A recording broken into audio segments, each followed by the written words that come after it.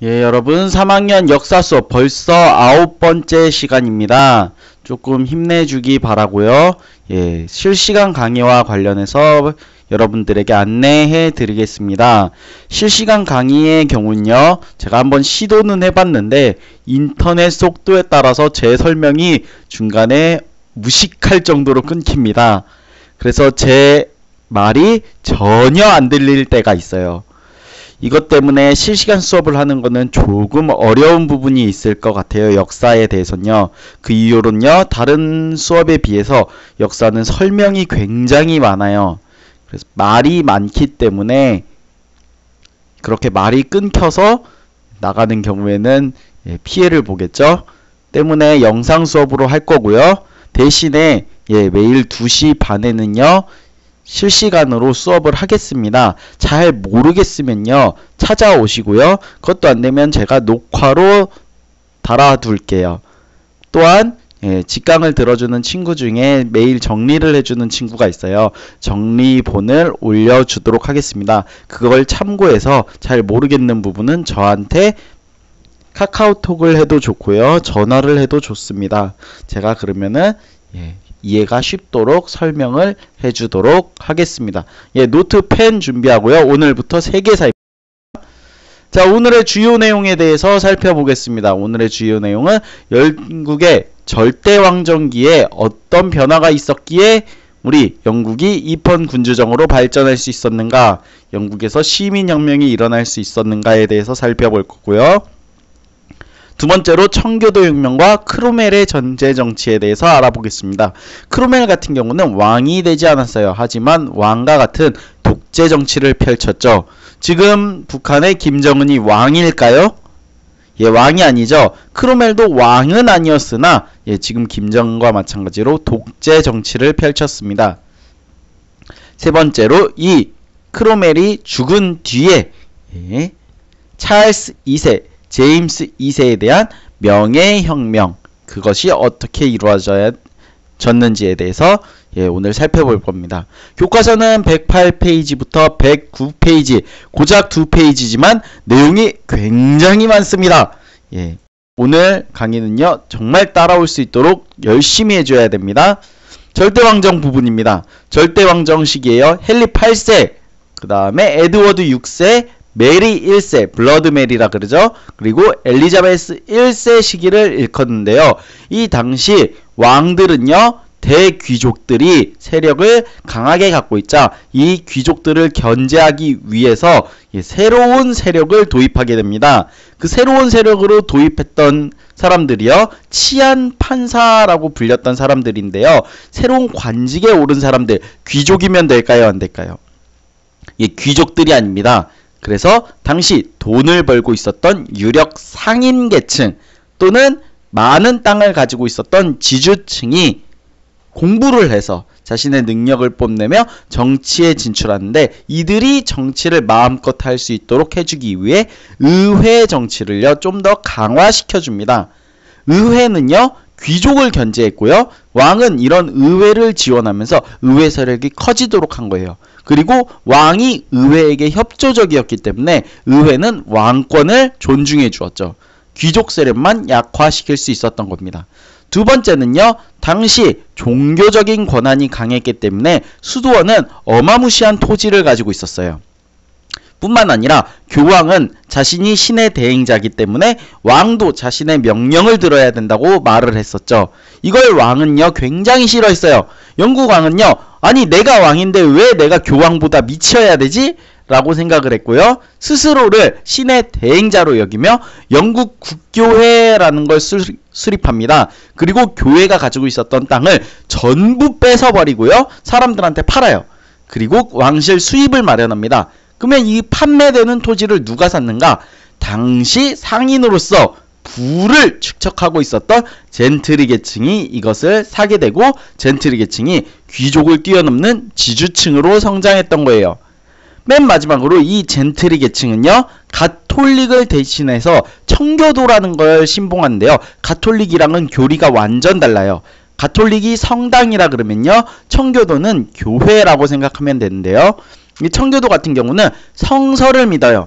교황 같은 경우는 내가 신의 대행자이기 때문에 내가 신의 말을 대신해 주는 거야 라고 합니다. 사람들은 교황을 믿게 되고요. 예, 성서, 즉 저희가 말하는 성경을 믿지 않아요. 교황이 말해주는 게 성경의 내용인 거예요. 반면에 이 청교도 같은 경우는요. 교황의 말을 믿잖아요. 일단 성경에 써진 게 답인 겁니다.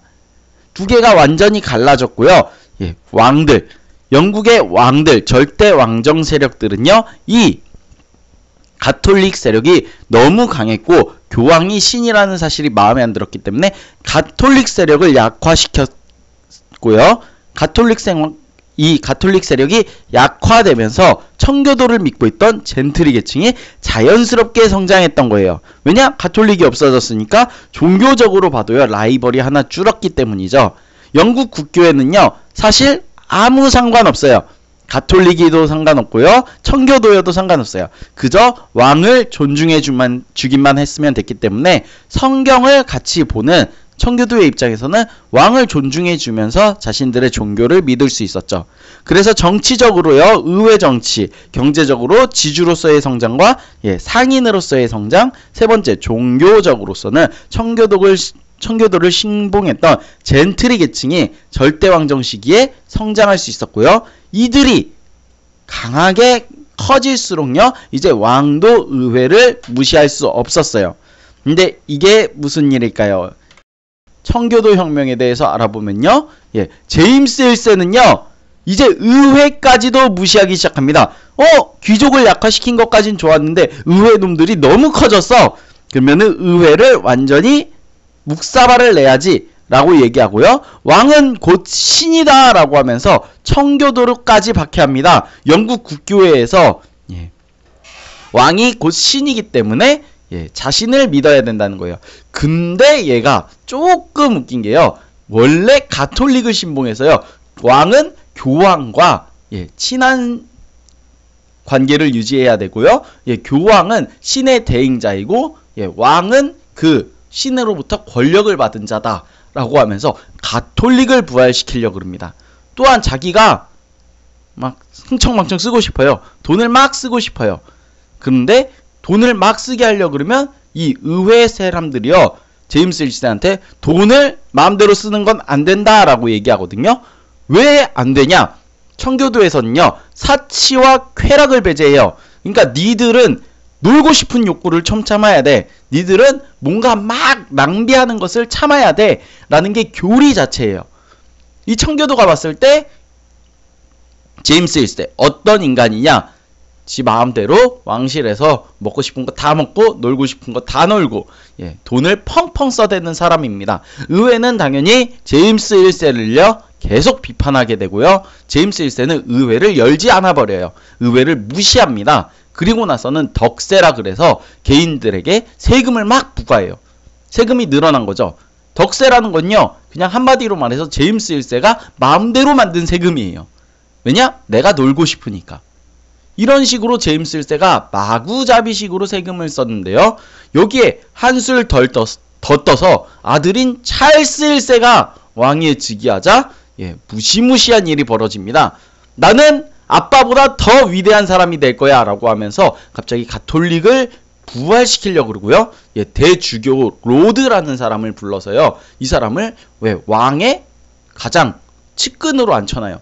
그리고 모든 국가는 가톨릭을 믿어야 돼 라고 하면서요. 다른 국가에 가톨릭을 강요하기 시작합니다.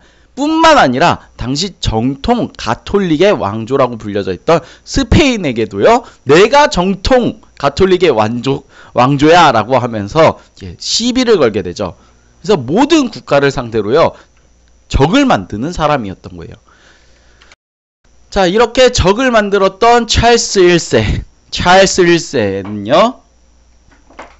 전쟁을 하기 위해서는 돈이 필요했어요. 뿐만 아니라 자기 자신도요. 아빠가 하는 걸 봤기 때문에요. 계속 사치를 부립니다. 당연히 왕실의 재정은요. 구멍이 뚫립니다. 돈은 무한하지 않거든요. 돈이 무한하지 않으니까 이제 어떻게 하느냐. 자기보다 밑에 있는 신하한테 협박을 해서 돈을 강제로 빌립니다. 갚을 리가 없겠죠. 두 번째로요. 병사들을 좀 재워야 되는데 병사들을 재우는 곳을 신하들의 집 또는 백성들의 민가를 그냥 탈취해서 여기서 자라고 합니다. 숙박세 하나도 안 받고요. 그런 식으로 하다니 국민들은 어마무시하게 불만이 가지고요. 신하들도 불만을 가집니다. 왜냐? 돈을 빌렸는데 안 갚아요. 그리고 우리 집인데 우리 집에서 이상한 애들이 자요. 맨날. 너무 불만이 쌓이는 거예요. 이런데도 불구하고 찰스 1세는요. 궁궐에서 막 주지육림을 펼쳐요. 고기를 막 걸어두고서요. 술로 수영장을 만들고 보석으로서 막 이렇게 카펫을 깔고요. 그러니까 재정 파탄은 어마무시하게 증가했고요. 나중에 찰스 1세는 그럼에도 불구하고 돈이 없어지자 이제 야 국회야 돈 좀 줘 라고 하며 국회에 돈 달라 그러죠. 국회가 근데 여태까지 의회가요 탄압받았는데 돈 달라고 모입니다. 여태까지는 한 번도 안 모이다가 갑자기 돈 달라고 모이자 그런 거예요. 좀 짜증나겠죠. 그래서 의회는요 이거는 좀 아니지 라고 하면서 권리청원이라는 것을 우리 찰스 1세한테 제시합니다. 찰스 1세야 이것 좀 승인해. 그러면 우리가 돈 빌려줄게 라고 합니다. 내용을 살펴보면 의회의 승인 없이 과세할 수 없다. 즉 덕세 같은 것 좀 걷지 마. 네 마음대로 세금 걷지 마. 네 돈 필요하다고 돈 다 걷지 마. 라고 하면서 찰스 1세한테 뭐라 그러는 거고요. 두 번째, 개인의 집에서는 병사를 숙박시킬 수 없다. 여태까지 병사를 민가에 숙박시켰으니까요. 그게 짜증났던 거예요. 세 번째, 평화시에는 계엄령을 선포할 수 없다. 이것은요 4번과 관계가 되어 있습니다. 자의적인 투옥 및 구속을 할 수 없다. 찰스 1세는요 신하가 돈 갚아 라고 하면요 갑자기 군대를 출동시킵니다. 그리고 그 영지를 군대로 둘러싸요. 그게 계엄령이거든요. 그러니까 평화로운데 영주로 있는 당시의 신하의 영지를 그냥 둘러싸버립니다. 그리고 난 다음에 그 신하를 마음대로 투복시켜버리는 거예요. 이 신하의 벌은 무엇일까? 없어요. 신하의 죄가 없는데 그냥 마음대로 내 맘에 안 들어 하면서 잡아다가 감옥에 넣었던 거예요. 권리청원에 대해서요 찰스 1세는 돈이 너무 궁했어요. 왜 돈이 궁했느냐? 스페인하고 전쟁 중이었거든요. 스페인 전쟁에서 너무 돈이 궁했던 나머지 찰스 1세는요 에이 그래 이거 한다고 한 다음에 지킬 거 얘네들이 안 지킨다고 어쩔 거야 하면서 일단 승인하고 돈 받은 다음에 의회에 해산해버려요.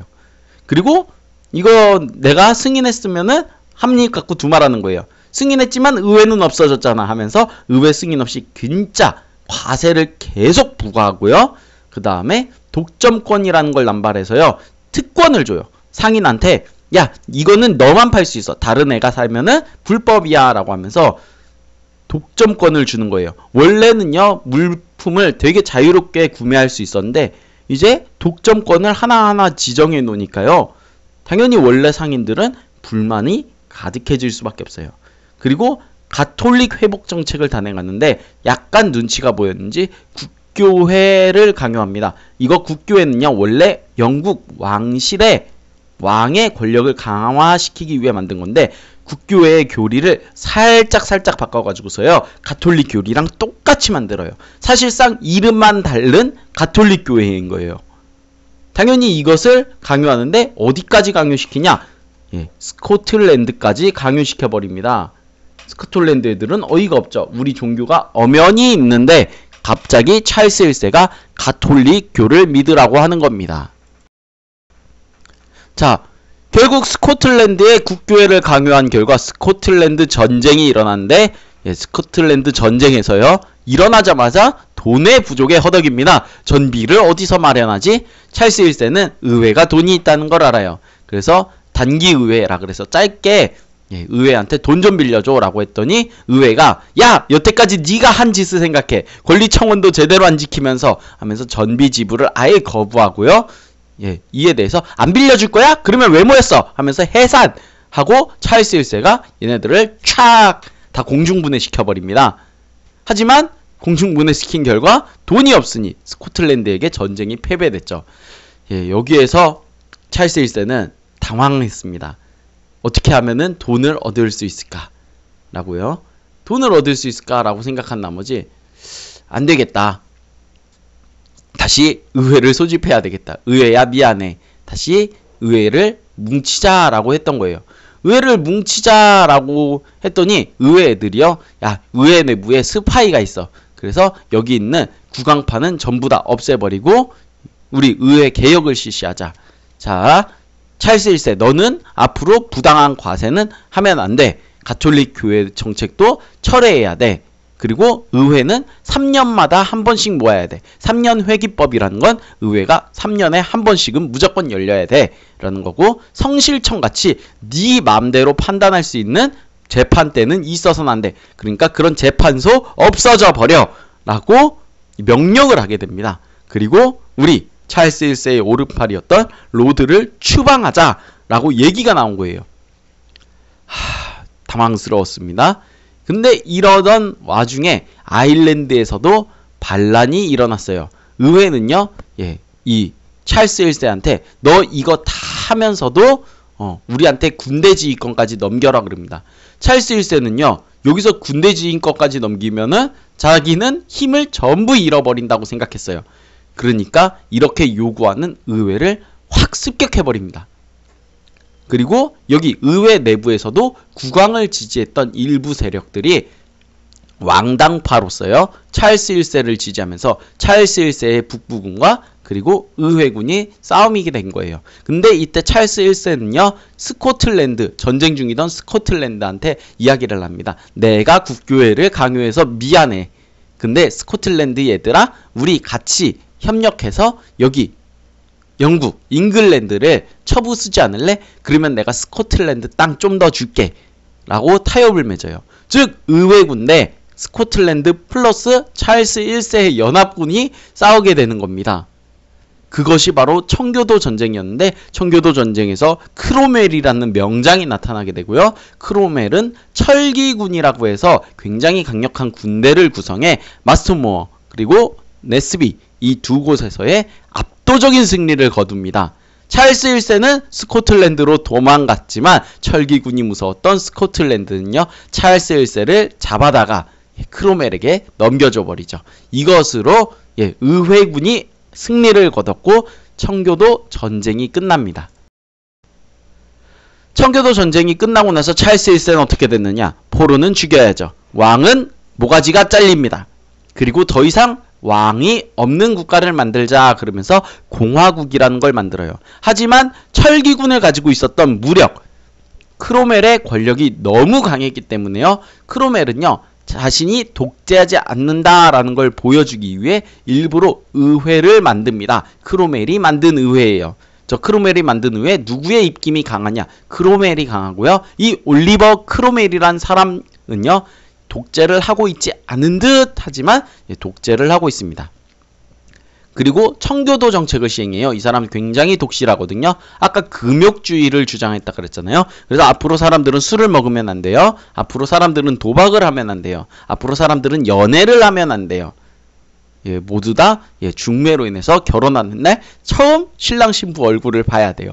그 정도로 독실한 금욕 생활을 주장하게 됩니다. 결국 이것에 대해서요. 사람들은요. 너무 답답하다라고 생각하지만 크로멜이 너무 강하기 때문에 아무 말도 못합니다. 크로멜은 이러한 정책, 금욕주의 정책에 힘입어서요. 사람들에게 좀 더 풍요로운 생활을 하기 위해서는 어떻게 해야 되느냐라고 얘기하며 다른 나라한테 돈을 주면 안 된다. 라고 하며 항해조례라는 걸 발표하게 돼요. 항해조례는요. 영국이나 영국 식민지 상품을 운반할 경우 영국 선박이나 상품 생산국에 선박만 허가한다 라고 여기 PPT에 써져 있죠. 이거는 굉장히 말이 어려워요. 근데 쉽게 말하면요. 자, 인도에서 생산됐습니다. 인도는 영국의 식민지였어요. 인도에서 차가 하나 생산돼서 찻잎을 열심히 말렸습니다. 그리고 인도에서 영국까지 쭉 배를 타고 오면 멀잖아요. 그래서 인도 사람들은 생각합니다. 좀 안전하게 옮길 수 없을까? 그래서 생각한 것이 여기 아라비아 반도까지만 우리가 옮기자. 그리고 아라비아 반도에서 또 여기에 무역 상인들이 여기 유럽 대륙까지만 옮겨주면 안 될까? 그리고 유럽 대륙에서 다시 넘어가서 영국까지 가면은 이렇게 전달을 하면은 상품이 훼손될 염려도 없고 중간에 배도 장기간 이동하지 않아도 돼요. 그러니까 전달 릴레이를 하자라고 했던 거죠. 하지만 전달해 주는 데 있어서는요, 수수료가 붙었고요. 영국은요, 그 수수료를 떼가는 게 마음에 안 들었어요. 그래서 모든 식민지의 재료와 영국의 상품을 운반할 때 자신들의 선박만 사용하게 함으로써 자신들이 모든 수수료를 가로챘고요. 예, 수수료 본인들이 직거래하는 데는 수수료를 하나도 받지 않았습니다.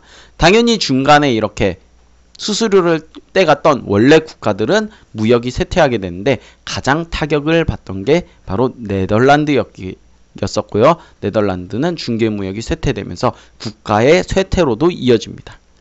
크로멜은요, 이것으로도 모자라서 이제 풍기 단속법을 시행해요.